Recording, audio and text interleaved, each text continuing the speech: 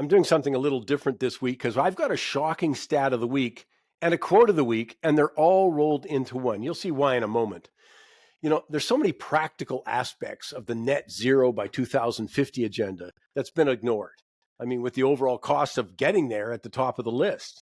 I mean, for all the talk of climate change, Canada is yet to do a full analysis of what it would cost to achieve carbon neutrality in the next 26 years.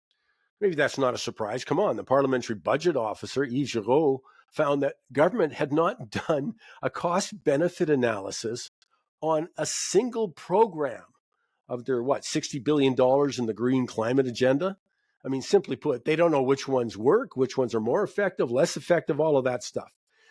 But that brings me to the quote of the week by Wade Davis, a Canadian you should be aware of, professor of anthropology at UBC. He's the author, though, of 24 books, winner of the Samuel J. Samuel J. Johnson Prize, the top nonfiction award in the English language. My goodness. I mean, The Guardian and a heck of a lot of other people called him one of the most foremost thinkers of our time.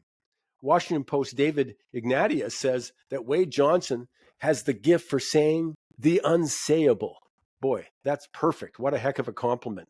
Now, this is from his most recent book, Beneath the Surface. In this essay from the book, he's focusing on climate change and net zero by 2050. In quotes, New Zealand is one of the few countries that's tried to determine what it will actually cost to achieve carbon neutrality by 2050. Cutting emissions by just half. Now, just half of that target, and that includes, you're plucking the low-hanging fruit, has a price tag of $19 billion a year through 2050.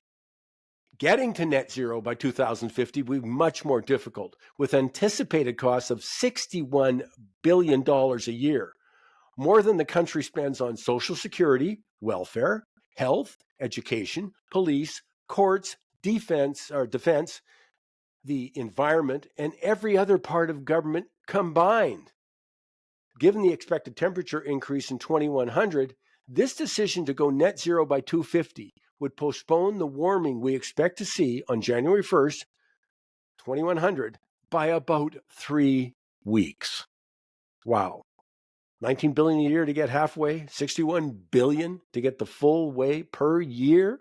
And the shocker, you're only delaying the expected temperature increase by 3 weeks? You can decide for yourself about the money spent.